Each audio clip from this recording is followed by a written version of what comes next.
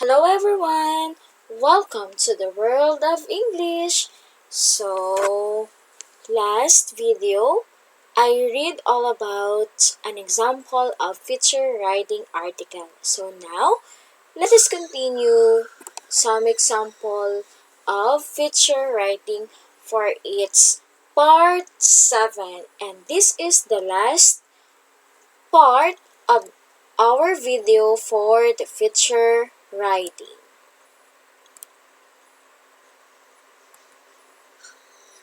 Example of a human interest story.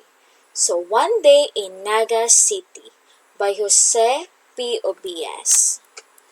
February 15 will always be remembered for two tragic events.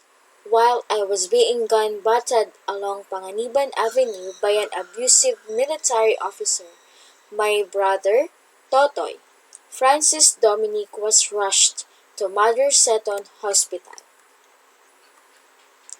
While I was fighting for my right to know the identity of my assailants at the Naga City Police headquarters, my brother Francis was fighting for his life against the convulsions of death that rocked his young body.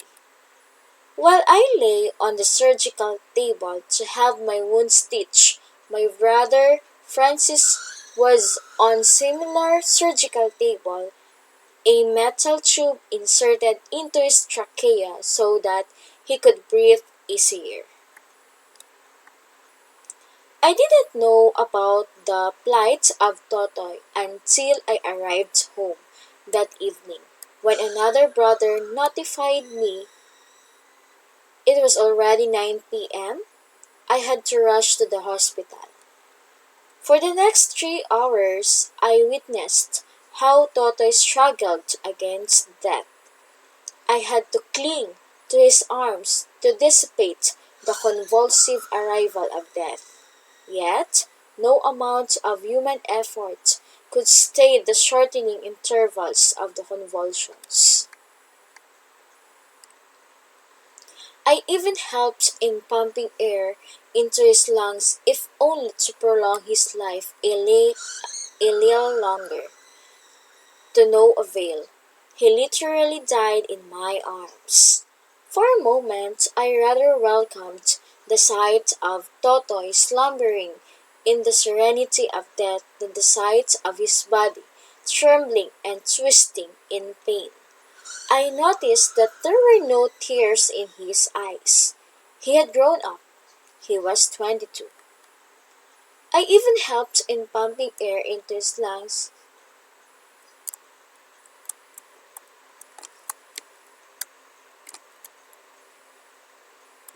If only to prolong his life a little longer to no avail. He literally died in my arms. In a flash, I remembered Totoy some 20 years ago.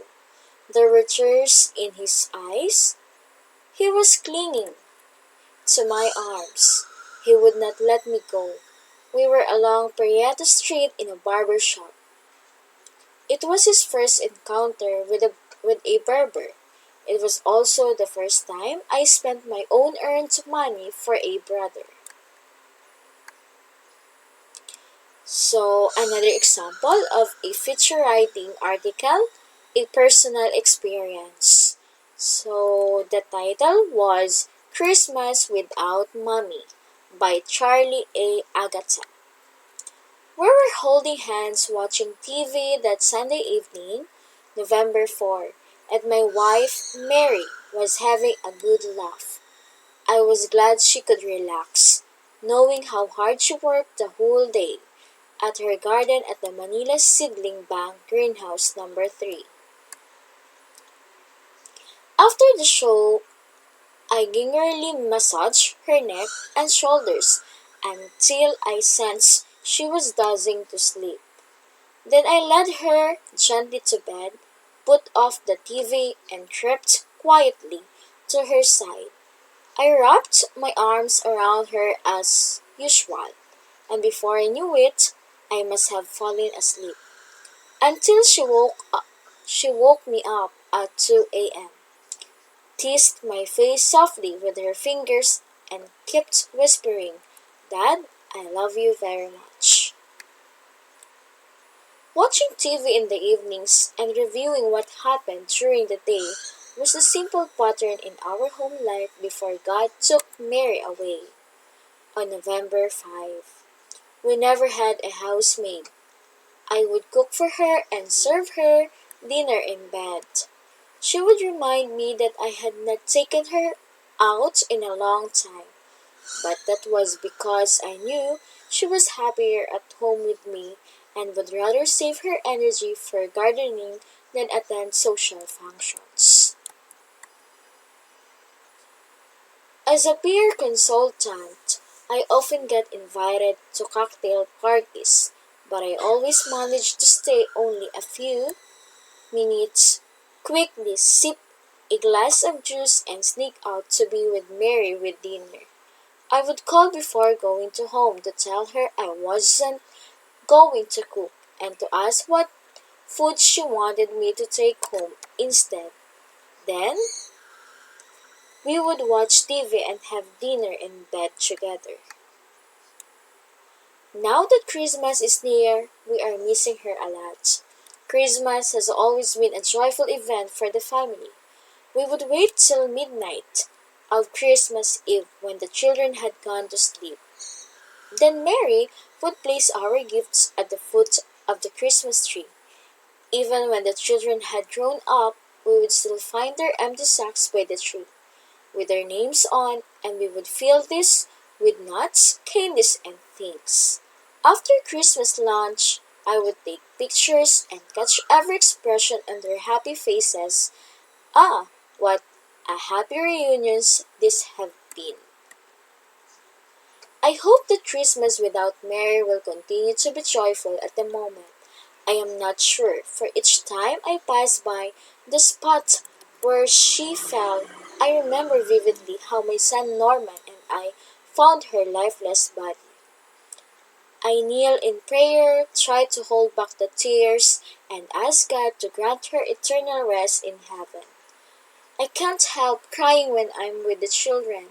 We're all deeply hurt by thought that our office messenger, whom we trusted and favored with material things, could be so cruel to attack a fragile and defenseless woman and leave her to die in a pool of her own blood.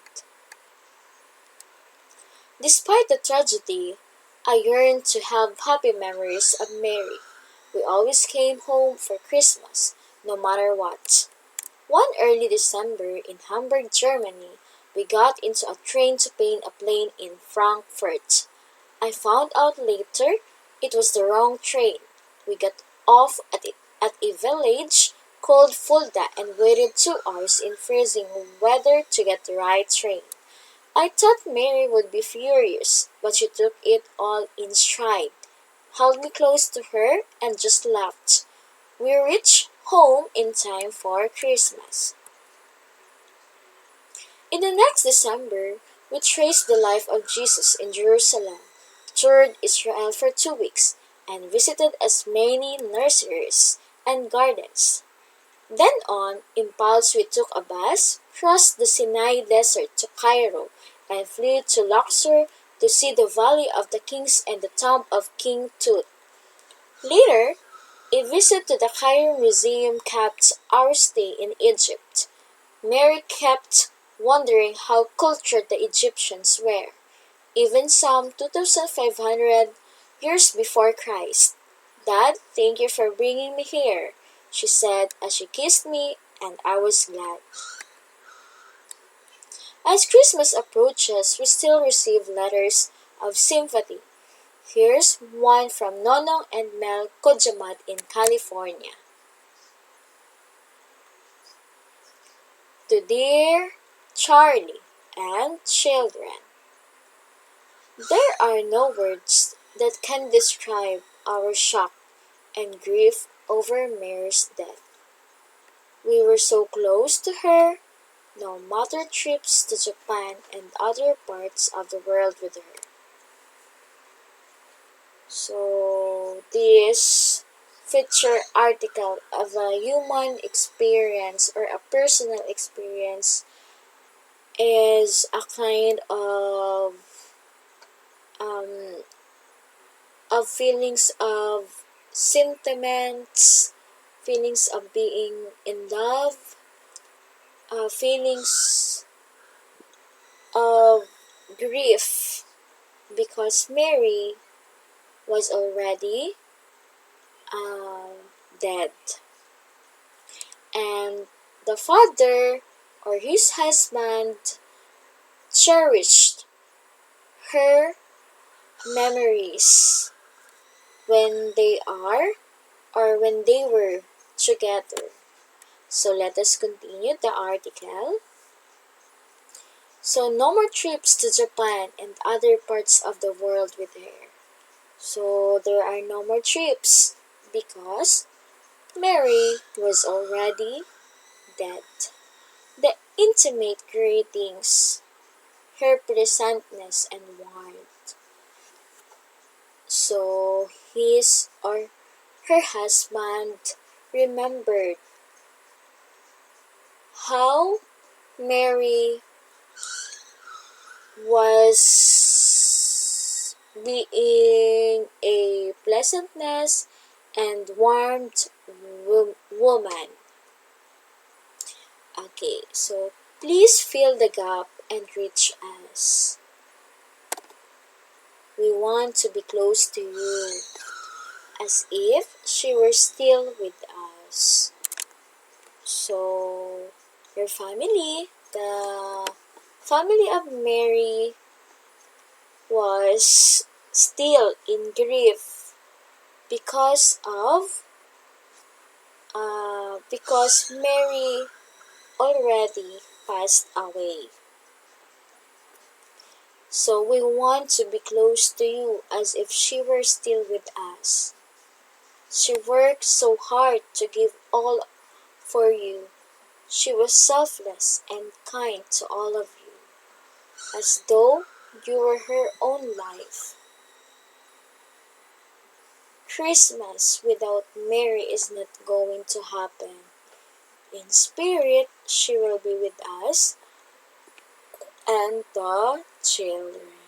So every Christmas, they always remember they always remember Mary as a mother and as his husband. So that would be all. Thank you.